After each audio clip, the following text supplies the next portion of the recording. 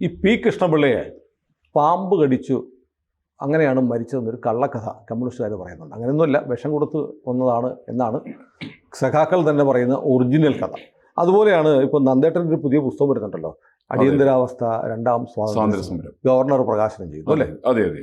അപ്പോൾ അതിനകത്ത് ചില വിവാദ പരാമർശങ്ങൾ, ഒന്ന് AKGയുടെ മരണം എങ്ങനെ സംഭവിച്ചു, ഇങ്ങനെയൊക്കെയുള്ള ചില കാര്യങ്ങളുണ്ടെന്ന് പറയുന്നത്. AKG എങ്ങനെ മരിച്ചത്? AKG ശരിക്കും സത്യത്തിൽ സംഭവിക്കുന്ന AKG സ്വാഭാവിക മരണമല്ല. അല്ലേ? അല്ല. കാരണം AKG പെരളശ്ശേരിയിലെ സമ്മേളനത്തിൽ മീറ്റിങ്ങിൽ സംസാരിച്ചുകൊണ്ട് നിൽക്കുകയാണ്. അടിയന്തരാവസ്ഥ കാലമാണ്. എൻ്റെ ധാരണ 1976 ഡിസംബർ മാസം അവസാനത്തിൽ ആ പ്രസംഗിച്ചുകൊണ്ടിരിക്കുന്ന സമയത്ത് പോലീസ് ഓഫീസർ വന്നിട്ട് അദ്ദേഹത്തോട് പ്രസംഗം നിർത്താൻ ആവശ്യപ്പെടുകയാണ്. അത് അദ്ദേഹം കൂട്ടാക്കിയില്ല. അദ്ദേഹം ആ പോലീസ് ഓഫീസർക്ക് നേർക്ക് കയ്യോങ്ങാണ്. ആ കയ്യോങ്ങുന്ന ആൾ അദ്ദേഹത്തിൻ്റെ ആ സമയത്ത് അദ്ദേഹത്തിന് ഒരു സെമി പാരാലിസിസ്റ്റായി. ആ സമയത്ത് അദ്ദേഹം എന്താ കാരണം അറിയില്ലേ? അതെ, ഒരു കോമ സ്റ്റേജിലായി. അത് കഴിഞ്ഞിട്ട് അദ്ദേഹം 3 മാസത്തോളം അദ്ദേഹം മറ്റേ ഹോസ്പിറ്റലിൽ കിടന്നു. ഇവിടെ തിരുവനന്തപുരത്ത് അദ്ദേഹത്തെ കൊണ്ടുവന്നിട്ട്. അപ്പൊ ഈ വസ്തുത ഒരിക്കലും കമ്മ്യൂണിസ്റ്റ് പാർട്ടി അംഗീകരിക്കുന്നില്ല. എന്താ കാരണം എന്നറിയില്ല. കമ്മ്യൂണിസ്റ്റ് പാർട്ടിയെ സംബന്ധിച്ച് ഇത്തരത്തിൽ മരണത്തിന് അവരെന്തുകൊണ്ട് മറച്ചു വെക്കുന്ന ഒരു നിശ്ചയമില്ല. ശരിക്കും അത് പോലീസിന്റെ ഒരു ഭീഷണമായ ഇടപെടൽ കൊണ്ടല്ലേ സംഭവിച്ചത്? അതുകൊണ്ട് മാത്രം സംഭവിച്ചതാണ്. അടിയന്തരാവസ്ഥയുടെ ഭാഗമാണ് ശരിക്ക്. പക്ഷെ അടിയന്തരാവസ്ഥയിൽ കമ്മ്യൂണിസ്റ്റ് പാർട്ടിയുടെ നിലപാടതല്ല. ഇതിൻ്റെ ഒരു വസ്തുതയുള്ളത്, EM ശങ്കരൻ നമ്പൂതിരി പടന്ന EMS എന്ന പാർട്ടിയുടെ ഓൾ ഇന്ത്യ ജനറൽ സെക്രട്ടറിയാണ്. അത് 1975 ആഗസ്റ്റിലാണ് അദ്ദേഹം ജനറൽ സെക്രട്ടറി ആവും. ഞാൻ ഈ പുസ്തകത്തിനകത്ത് പറഞ്ഞിട്ടുണ്ട്. അദ്ദേഹം ജനറൽ സെക്രട്ടറിയായ വിവരം അദ്ദേഹം മറച്ചു വെച്ചു. അതിന് കാരണം ഇനി P. സുന്ദരയ്യ പാർട്ടിയുമായിട്ടുള്ള ഫൈറ്റിന്റെ പേരിൽ രാജിവെച്ചു. ഈ രാജിവെച്ചിട്ടുള്ള രാജി സ്വീകരിച്ച പൊളിറ്റ് ബ്യൂറോ പുതിയ ജനറൽ സെക്രട്ടറി തെരഞ്ഞെടുത്തു. അതാണ് EMS. അത് പറഞ്ഞില്ല. EMS രഹസ്യമായിട്ട് വെച്ചു സാധനം. സ്ഥലത്തും പുള്ളി പാർട്ടി ജനറൽ സെക്രട്ടറി എന്ന് പറഞ്ഞില്ല. മറിച്ച് അദ്ദേഹം വെളിപ്പെടുത്തുന്നത് 1975 ഏപ്രിൽ മാസത്തിലാണ്. അതിന് പിന്നിലൊരു കാരണമുണ്ട്. കാരണം ഇവിടെ നിയമസഭാ തെരഞ്ഞെടുപ്പ് നടന്നു. അപ്പം അദ്ദേഹം ധരിച്ചത് നിയമസഭാ തെരഞ്ഞെടുപ്പ് വരുമ്പോൾ സ്വാഭാവികമായിട്ട് അടിയന്തരാവസ്ഥ കാലം കഴിഞ്ഞ് വന്ന തെരഞ്ഞെടുപ്പ്, പിന്നെ ഓൾട്ടർനേറ്റീവ് ടൈംസിൽ മാറ്റങ്ങൾ വരും, അതുകൊണ്ട് ഞങ്ങൾ തന്നെ അധികാരത്തിൽ വരും. അങ്ങനെ അധികാരത്തിൽ വന്നാൽ ഞാൻ മുഖ്യമന്ത്രി ആവേണ്ട ആവശ്യമില്ല. ഒരു മുദ്രാവാക്യം വിളിച്ചു, 57 EMS, 67 EMS, 77 EMS എന്ന് പറഞ്ഞിട്ട് പാർട്ടിയെ കൊണ്ട് മുദ്രാവാക്യം വിളിപ്പിച്ചു. ഈ മുദ്രാവാക്യം എല്ലാ സ്ഥലത്തും എഴുതി വെച്ചു. ഇന്ന് മുതൽ അദ്ദേഹത്തിന് യഥാർത്ഥമായിട്ട് അദ്ദേഹം അതുവരെയ്ക്കും മത്സരിച്ചിരുന്നത് പട്ടാമ്പി നിയോജക മണ്ഡലത്തിലാണ്. അപ്പൊ ഈ പട്ടാമ്പിയിൽ പൊട്ടുന്നുള്ള അന്തരീക്ഷം ഉണ്ടായി. എന്ന് കൊണ്ടുസാരിന് മുദ്രാവാക്യം എഴുതി, ആഷാഢമാസം ആത്മാവിൽ മോഹം, ആഭാസക്കാരനാം എനിക്ക് ആലത്തൂരിൽ നിൽക്കാൻ മോഹം എന്ന് പറഞ്ഞിട്ട് മുദ്രാവാക്യം എഴുതിയത്. അത് ചുമരിലൊക്കെ എഴുതി വെച്ചു. എന്നിട്ട് EMS ആലത്തൂരിൽ നിന്ന് മത്സരിച്ചിട്ട് 2000 വോട്ടിന് ജയിച്ചു. ഈ 2000 വോട്ടിന് ജയിച്ചിട്ടുള്ള EMSന് മനസ്സിലാക്കുന്ന വസ്തുത, കമ്മ്യൂണിസ്റ്റ് പാർട്ടിക്ക് കിട്ടിയത് 17 സീറ്റാണ് കിട്ടിയേ. എല്ലാ സ്ഥലത്തും തകിടം മറിഞ്ഞു. മുഖ്യമന്ത്രി സ്വപ്നം പൊലിഞ്ഞു. ആ സ്വപ്നം പൊലിഞ്ഞ സമയത്താണ് അങ്ങനെ തീരുമാനിച്ചത്, ഇനി അത് വേണ്ടാന്ന് തീരുമാനിച്ചിട്ട് TK രാമകൃഷ്ണനെ പ്രതിപക്ഷ നേതാവാക്കി. TK രാമകൃഷ്ണൻ പ്രതിപക്ഷ നേതാക്കിയിട്ട് ഇദ്ദേഹം പാർട്ടിയുടെ ജനറൽ സെക്രട്ടറി ആയിട്ട് ചാർജ് എടുത്തു. അങ്ങനെയുള്ളൊരു വലിയ ചതി കമ്മ്യൂണിസ്റ്റ് പാർട്ടി എല്ലാ സ്ഥലത്തും നടത്തിയിട്ടുണ്ട്. അതിന്റെ ഭാഗം തന്നെയാണ് AKGയുടെ മരണം. AKGയെ കുറിച്ച് ഇത് മാത്രമല്ല, AKGയെ കുറിച്ച് ഞാനിപ്പോൾ ഈ പുസ്തകത്തിനകത്ത് പറയുന്ന മറ്റൊരു വസ്തുതയുണ്ട്. AKG 1975 ഓഗസ്റ്റ് മാസത്തിലാണ് അടിയന്തരാവസ്ഥയ്ക്കെതിരായിട്ട് സമരത്തിൽ പങ്കെടുക്കാൻ വേണ്ടി എറണാകുളത്ത് വന്നിരുന്നു. അപ്പം ഞാൻ ഏകദേശം വളരെ ചെറുപ്പമാണ്, 10-18 വയസ്സ് പ്രായമുള്ളത്. അതിനകത്ത് സമരം നടക്കുന്ന സ്ഥലത്ത് അതിൻ്റെ നോട്ടീസ് വിതരണം ചെയ്ത ആൾ ഞാനാണ്. AKGയുടെ പ്രോഗ്രാമിനകത്ത് സമരം നടക്കുന്നു എന്ന് പറയുന്നൊരു നോട്ടീസ് ഇറക്കിയിരുന്നു. ആ നോട്ടീസ് വിതരണം ചെയ്യാൻ കമ്മ്യൂണിസ്റ്റുകാരുണ്ടായിരുന്നില്ല. കമ്മ്യൂണിസ്റ്റ് പാർട്ടിക്കാരും ഇല്ലാത്തതുകൊണ്ട് ഞാനാണ് അതിനകത്ത് നോട്ടീസ് വിതരണം ചെയ്തത്. ആ നോട്ടീസ് വിതരണം ചെയ്യുന്നത് മാത്രമല്ല, സമരത്തിൽ കൂടെ ഉണ്ടായിരുന്ന ഒരാൾ P. സുന്ദരമാണ്. P. സുന്ദരൻ എന്ന് പറഞ്ഞാൽ അന്നത്തെ ജനസംഘത്തിന്റെ പ്രവർത്തകനാണ്. അന്ന് സുകുമാരൻ നായർ വരേണ്ടതിന് പകരം സുന്ദരം വന്നു. സുന്ദരം ഈ പുസ്തകത്തിനകത്ത് എഴുതിയിട്ടുണ്ട്. അതിന്റെ വിഷയം എന്താണെന്ന് വെച്ചിട്ടുണ്ടെങ്കിൽ, നമ്മൾ പിന്നെ പിൽക്കാലത്ത് എന്താ കേട്ടത്, അടിയന്തരാവസ്ഥയ്ക്കെതിരായിട്ട് ഇദ്ദേഹം സത്യാഗ്രഹം ചെയ്തു. അദ്ദേഹത്തെ പോലീസ് ക്രൂരമായി മർദ്ദിച്ചു. അദ്ദേഹത്തിന്റെ നേർക്ക് ഒരു പോലീസിനെ കൈ പോലും ഓങ്ങിയിട്ടില്ല. ഞാൻ സാക്ഷിയാണ്. എറണാകുളത്ത് ബോട്ടിട്ടില്ലേ? ഒരു നുണക്കഥയാണ്. അതായത് ഇല്ലാത്ത കഥ ഉണ്ടാക്കി ഉള്ളത് പറഞ്ഞില്ല. അതായത് AKG മർദ്ദിച്ച് അവശനാക്കി, എന്നിട്ട് പോലീസ് മറ്റേ വാഹനത്തിൽ പിടിച്ചിട്ട് കൊണ്ടുപോയി എന്നൊക്കെയാണ്. എന്നിട്ട് അദ്ദേഹത്തെ മിസ്സ പ്രകാരം അദ്ദേഹത്തെ തടവുകാരനായി 2 മാസം കഴിഞ്ഞ് വിട്ടുവിട്ടോ. ഇങ്ങനെയൊക്കെയാണ് കള്ളക്കഥകൾ ഉണ്ടാക്കുക. സത്യത്തിൽ AKGയെ ഒരു പോലീസും മർദ്ദിച്ചിട്ടില്ല എറണാകുളത്തെ. ഞാൻ മാത്രമല്ല, സുന്ദരം അതിനെക്കുറിച്ച് ഈ ബുക്കിൽ പറഞ്ഞിട്ടുണ്ട്. സുന്ദരം പറഞ്ഞിട്ടുണ്ട് AKG മാത്രമല്ല, ഞങ്ങൾ ആരും പോലീസ് മർദ്ദിച്ചിട്ടില്ല. ഞങ്ങളോട് എല്ലാവരും പോലീസ് വണ്ടി കയറാൻ വേണ്ടി പറഞ്ഞു. ഞങ്ങളെല്ലാവരും സ്റ്റേഷനിൽ കൊണ്ടുപോയി. ഞങ്ങളെയൊക്കെ മിസ്സപ്രകാരം DER പ്രകാരം ഞങ്ങളെയൊക്കെ തടവിലാക്കി.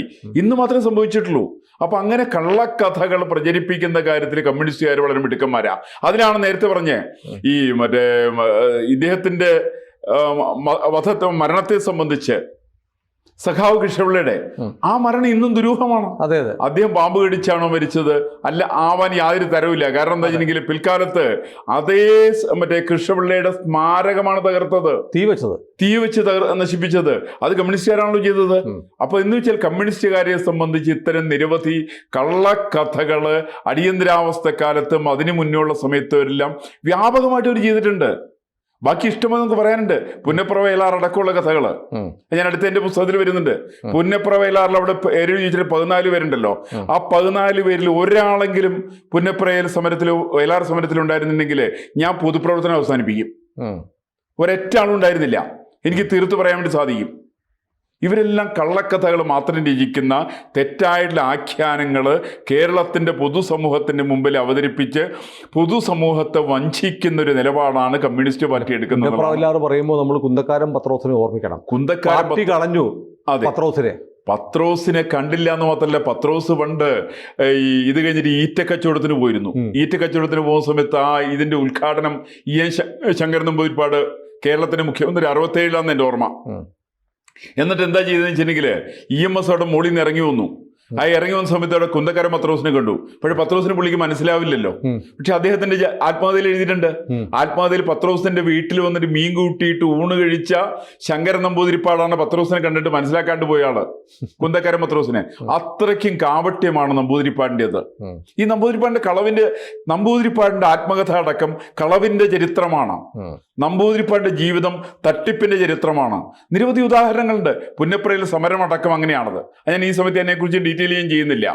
ഏതാണെങ്കിലും അത്തരത്തിൽ കളവിന്റെ പ്രതീകമായിരിക്കുന്ന EM Sankaran Namboodiripad party general secretary ആയ സമയത്ത് അതുപോലും പൊതുസമൂഹത്തിന്റെ മുമ്പിൽ അവതരിപ്പിക്കാതെ കണ്ട് കേരളത്തിന്റെ മുഖ്യമന്ത്രി ആകാൻ വേണ്ടിയിട്ടുള്ള നടത്തിയിട്ടുള്ള ചില സൂത്രപ്പണികൾ, ആ സൂത്രപ്പണികളാണ് 1977 അടിയന്തരാവസ്ഥ പിൻവലിച്ച സമയത്താണ് അദ്ദേഹം പാർട്ടിയുടെ ജനറൽ സെക്രട്ടറി ആയിട്ട് പൊതുസമൂഹത്തിന്റെ മുമ്പിൽ അവതരിപ്പിച്ചത്.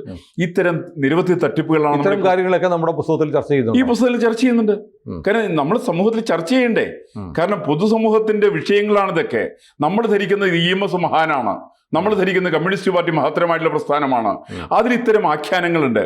ഇന്ന് മുതൽ അദ്ദേഹം വേറൊരു കാര്യം പറഞ്ഞിരുന്നു. അടിയന്തരാവസ്ഥക്കെതിരായിട്ട് സമരത്തിൽ പങ്കെടുത്തില്ലേ കമ്മ്യൂണിസ്റ്റ് പാർട്ടി? ഈ പങ്കെടുക്കാൻ വേണ്ടിയിട്ട് പഴനിയിൽ കൂടിയുള്ള യോഗമുണ്ട്. ആ യോഗത്തിൽ കമ്മ്യൂണിസ്റ്റ് പാർട്ടി പ്രതിനിധികൾ മാത്രം പങ്കെടുത്തില്ല. കേരളത്തിൽ നിന്ന് സോഷ്യലിസ്റ്റുകാർ പങ്കെടുത്തു, കേരളത്തിൽ നിന്ന് സംഘടനാ കോൺഗ്രസ്സുകാർ പങ്കെടുത്തു, കേരളത്തിൽ നിന്ന് ജനസംഘക്കാർ പങ്കെടുത്തു, RSSന്റെ പ്രതിനിധികൾ പങ്കെടുത്തു.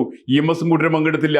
എന്ന് മാത്രമല്ല, അതിൻ്റെ അവിടെ കൂടിയുള്ള യോഗത്തിൽ തീരുമാനിച്ച പ്രകാരമുള്ള ലോക സംഘർഷ സമിതിയുടെ സംസ്ഥാന അധ്യക്ഷനായിരുന്ന MP മന്മഥൻ സാറിനെയും അതേപോലെ തന്നെ സെക്രട്ടറി ആയിട്ടുള്ള K രാമൻപിള്ള ഇവര് കാണാൻ വേണ്ടി ചെന്നിട്ട് ഒരിക്കൽ K രാമൻപിള്ള കാണാൻ വേണ്ടിച്ച സമയത്ത് EMSന് വേണ്ടിയിട്ട് അന്ന് സംസാരിച്ചത് നമ്മുടെ നിയമസഭാ കക്ഷിയുടെ സെക്രട്ടറി ആയിട്ടുള്ള VS അച്യുതാനന്ദനാ. അച്യുതാനന്ദൻ പറഞ്ഞത് ഇത്തരം ആളുകളെ നിങ്ങളെ പോലീസ് അന്വേഷിക്കുന്നതാണ്, പോലീസ് അന്വേഷിക്കുന്ന ആളുകളെ കാണാൻ വേണ്ടിയിട്ട് EMS തയ്യാറില്ല എന്നാണ്. അടിയന്തരാവസ്ഥ കാലമാണത്. പിന്നെ എവിടെയാണ് കമ്മ്യൂണിസ്റ്റ് പാർട്ടിക്ക് പേടിയായിരുന്നിരിക്കും അല്ലെ? EMSന് ഭയമാണ്. EMS തട്ടിപ്പുകാരനാണ്. EMS മുഖ്യമന്ത്രി മാത്രമാകാൻ വേണ്ടിയിട്ടാണ്. അതിനു വേണ്ടിയിട്ട് കേരളത്തിലെ കമ്മ്യൂണിസ്റ്റുകാരെ ചതിച്ച നേതാവാണ് EMS. എത്രയെത്രയോ ഉദാഹരണങ്ങൾ എൻ്റെ കയ്യിലുണ്ടെന്നറിയാമോ? നിരവധി ഉദാഹരണങ്ങളുണ്ട്. അത്തരത്തിൽ ചിലത് അടിയന്തരാവസ്ഥയുമായിട്ട് ബന്ധപ്പെട്ടത് മാത്രം ഇതിനകത്ത് പരാമർശിക്കുന്നത് മാത്രമേ ഉള്ളൂ. അന്ന് EMS പറഞ്ഞു യുവാക്കളെ കിട്ടാനില്ല എന്നാണ്. സത്യമാണ് പറഞ്ഞത്. കാരണം കേരളത്തിലെ യുവാക്കൾക്ക് EMSന് ഭയമായിരുന്നു അക്കാലത്ത്. കാരണം EMS ചതിക്കും. പുന്നപ്രയിൽ കുരുതി കൊടുത്ത ഈ മനുഷ്യരാണ്. ഇവരെ കൂടി ചേർന്നുകൊണ്ടാണ്. ഇത് കേരളത്തിലെ പൊതുസമൂഹത്തിന് അറിയാം. അപ്പൊ സ്വാഭാവികമായിട്ട് അവർക്ക് ഭയം ഉണ്ടാവില്ലേ? അതുകൊണ്ട് യുവാക്കന്മാർ പോയില്ല. ആ സമയത്ത് കേരളത്തിൽ അടിയന്തരാവസ്ഥയിൽ അറസ്റ്റ് ചെയ്യപ്പെട്ടത് 7500 പേരാണ്. അവരുടെ ആവറേജ് പ്രായം 21 വയസ്സാണ്. ചെറുപ്പക്കാരാണ്. അങ്ങനെയുള്ള ചെറുപ്പക്കാർ പങ്കെടുത്തിട്ടുള്ള കേരളത്തിന്റെ അടിയന്തരാവസ്ഥ വിരുദ്ധ സമരത്തില് കമ്മ്യൂണിസ്റ്റ് പാർട്ടിക്ക് പങ്കില്ലാതെ വന്നു എന്നുള്ളതിന് കാരണം ഉണ്ടെങ്കിൽ അതിന് ഉത്തരവാദി EMS ആണ്. EMSന് വിശ്വാസമില്ല. അത് മാർക്സിസ്റ്റ് കമ്മ്യൂണിസ്റ്റ് പാർട്ടി ഇടയ്ക്ക് കമ്മ്യൂണിസ്റ്റുകാരൊക്കെ ജയിലിൽ കിടന്നിട്ടുണ്ടല്ലോ. മിസൈൽ അറസ്റ്റ് ചെയ്തല്ലോ കുറെ പേര്. അത് അന്ന് C അച്യുതമേന കേരളത്തിന്റെ മുഖ്യമന്ത്രി. അച്യുതമേന ഈ മാർക്സിസ്റ്റുകാരോട് നല്ല ദേഷ്യമുണ്ട്. ഇവരുടെ ചതിയുടെ ചരിത്രം പുള്ളിക്കറിയാം. പാർട്ടി പിളർത്തി എന്നുള്ള ചരിത്രം അദ്ദേഹത്തിന് അറിയാം. അതുകൊണ്ട് അദ്ദേഹം എന്ന് വെച്ചിട്ടുണ്ടെങ്കിൽ ഒരു 100-113 പേരാന്ന് എന്റെ ഓർമ്മയുള്ളൂ. ഞാൻ മുഴുവൻ പേരുകൾ ഇതിനകത്ത് കൊടുത്തിട്ടുണ്ട് കേട്ടോ. അവരും പുസ്തകത്തിൽ എല്ലാവരും പേരുണ്ട്. ഒരു കമ്മ്യൂണിസ്റ്റുകാരന്റെ പോലും പേര് വിട്ടുപോകാതെ കണ്ട് കമ്മ്യൂണിസ്റ്റുകാരുടെ പേരുകൾ മുഴുവൻ ഇതിനകത്ത് കൊടുത്തിട്ടുണ്ട്. 100-113 പേരെയാണ് അവരെ അറസ്റ്റ് ചെയ്തത്. അവരെ അറസ്റ്റ് ചെയ്തിരിക്കുന്ന ജയിലിൽ കിടന്നിട്ടുള്ള ആളുകളുടെ പേരുകൾ കൊടുത്തിട്ടുണ്ട്. അതിനകത്ത് നന്നായിട്ട് മർദ്ദനം സഹിച്ച ഒരാൾ നമ്മുടെ പിണറായി വിജയനാ, എന്തൊക്കെ പറഞ്ഞാലും ഇപ്പോഴത്തെ കേരളത്തിന്റെ മുഖ്യമന്ത്രി. അതുകൊണ്ട് അദ്ദേഹം തെരഞ്ഞെടുപ്പ് കഴിഞ്ഞതിന് ശേഷം നിയമസഭയിൽ വന്നിട്ട് തെരഞ്ഞെടുക്കപ്പെട്ടതിന് അദ്ദേഹം വീണ്ടും MLA ആയി. അദ്ദേഹം തന്റെ ഷട്ടൂരി കാണിക്കുന്നുണ്ട് നിയമസഭയില്. ആ ഷട്ടൂരി കാണിക്കുന്ന സമയത്ത് കേരളത്തിന്റെ മുഖ്യമന്ത്രിയുടെ നിലപാട്, അന്നത്തെ K കരുണാകരന്റെ കേരളത്തിന്റെ മുഖ്യമന്ത്രി, അദ്ദേഹത്തിന്റെ നിലപാടും അതേപോലെ തന്നെ C അച്യുതമേന്റെ ഒക്കെ നിലപാട് വളരെ നിഷേധാത്മകമായ സമീപനമായിരുന്നു. കാരണം C അച്യുതമേൻ ഇവർ ധരിക്കുന്ന പോലെ മാന്യനൊന്നുമല്ല. പക്ഷെ C അച്യുതമേന് നല്ല ബുദ്ധിയുണ്ട്. ആ ബുദ്ധി EMSന്റെ ബുദ്ധിയായിരുന്നില്ല എന്ന് മാത്രം. EMSന്റെ വക്രബുദ്ധിയായിരുന്നുവെങ്കിൽ കേരളത്തെ മുഴുവൻ വിറ്റ് തിന്നാനായിട്ടുള്ള ബുദ്ധിയാണ് C അച്യുതമേൻ ഉണ്ടായിരുന്നത്. അത് നിരവധി ഉദാഹരണം നമ്മുടെ ഗ്ലാമറസ് ആയിട്ട് ഇപ്പോഴും നിൽക്കുകയാണ്. ഗ്ലാമറസ് ആയിട്ടുള്ള ഒന്നാന്തരം തട്ടിപ്പുകാരൻ. മുല്ലപ്പെരിയാർ ഡാം അടക്കമുള്ള നിരവധി ഉദാഹരണങ്ങൾ. കേരളത്തിൽ 28 പേരാണ് ആ മനുഷ്യൻ ചുട്ടുകൊന്നത്. കേരളത്തില് 28 ചെറുപ്പക്കാരെയാണ് അദ്ദേഹം കൊലപ്പെടുത്തിയത്. ഞാൻ കൊലപ്പെടുത്തിയിരിക്കുന്ന ചെറുപ്പക്കാരുടെ പേര് പുസ്തകത്തിനകത്ത് വെച്ചിട്ടുണ്ട്. അന്ന് കൊന്നിട്ടുള്ള ആളുകളിന് 28 പേരാണ്. ഹരിശ്ചന്ദ്രനും കണ്ണനും രാഘവനും ഗോവിന്ദനും അടക്കം കൊല ചെയ്യപ്പെട്ടവരെണ്ണം 28 പേരാണത്. അതിന് C അച്യുതന് പങ്കില്ലേ? ആളെങ്ങനെ പങ്കില്ലാണ്ടിരിക്കുന്ന അവിടെ മലപ്പുറത്തുകാരൻ ഹമീദ അടക്കമുള്ള ആളുകൾ, അവിടെ ദേവദാസ്, ഡോക്ടർ രാമകൃഷ്ണൻ, മമ്മി, അരുൾസ്വാമി, അങ്ങനെ നിരവധി ആളുകളെ കൊലപ്പെടുത്തി. നന്ദേട്ടാ, ഈ പുസ്തകം എന്ന് പറയുന്നത് കേരളത്തിലെ രാഷ്ട്രീയ ചരിത്രത്തിലെ ഒരു വലിയ സ്ഫോടനാത്മകമായ ഒരു സംഭവമായിരിക്കും. തീർച്ചയായിട്ടും വസ്തുതകൾ വെളിച്ചത്ത് വരണം. കാരണം എന്തായിരുന്നു അടിയന്തരാവസ്ഥയിൽ തടങ്കൽ പാളയങ്ങളുടെ ചരിത്രം, മൈനർ തടങ്കൽ പാളയങ്ങളുടെ ചരിത്രം, ആ തടങ്കൽ പാളയത്തിലെ ഇടികൊള്ളുന്ന ആളുകളുടെ കരച്ചിലിന്റെ ശബ്ദം കേൾക്കാൻ വേണ്ടിയിട്ട് ഇവിടെ എടപ്പള്ളിയിൽ ഉണ്ടായിരുന്ന തടങ്കൽ പാളയത്തിന്റെ, അത് നമ്മുടെ ഗണപതി അമ്പലത്തിന് നേരെ പടിഞ്ഞാറേ നടയിലാണ്, കിഴക്കേ നടയിലാണ് ജയറാം പടിക്കലിന്റെ വീട്. ആ മനുഷ്യൻ അന്നത്തെ DIG ആണ്. ഈ തല്ലിന്റെ ആള് പ്രധാനമായിട്ട് ഗുണ്ട എലമെന്റ് ആളാണ്.